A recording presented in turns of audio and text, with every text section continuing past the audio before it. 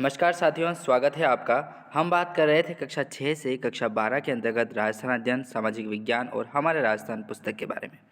दोस्तों, ये पुस्तकें जो हैं एनसीईआरटी आरबीएसई की प्रमाणिक पुस्तकें हैं, तो वो आप निश्चिंत हो जाइए, प्रश्न आपको आगामी प्रतियोगी परीक्षाओं में देखने को मिलेंगे।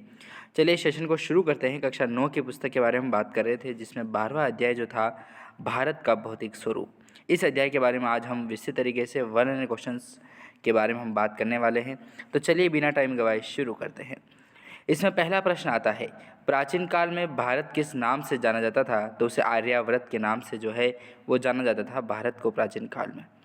भारत के लिए हिंदुस्तान नाम किसने प्रयोग किया था? तो ईरानियों के द्वारा ही हिंदुस्तान का जो प्रयोग है वो किया जाता है।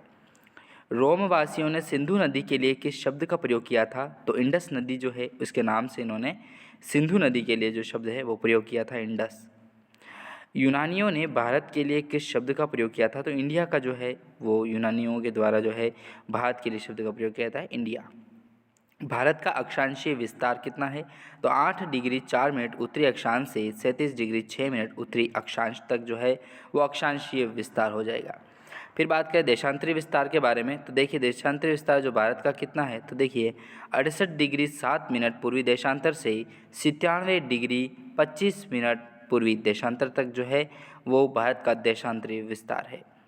फिर आता है कि कर्क रेखा की स्थिति क्या है? तो 23 डिग्री 30 मिनट उत्तरी अक्षांश। कर्क रेखा की स्थिति 23 डिग्री 30 मिनट उत्तरी अक्षांश जो है वो कर्क रेखा की स्थिति हो जाएगी। फिर 8वां महत्वपूर्ण प्रश्न आता है कि भारत का प्रमाणिक समय कहाँ से माना गया है? तो देखिए नैनी जो प्रयागराज है वहाँ पर माना गया है 82 डिग्री 30 मिनट पूर्वी देशांतर जो है नैनी प्रयागराज में जो है वहाँ से माना जाता है। भारत का पूर्व से पश्चिम में कितना विस्तार है? तो 2933 किलोमीटर जो है वो विस्तार हो जाएगा भारत का पूर्व से पश्चिम में विस्तार।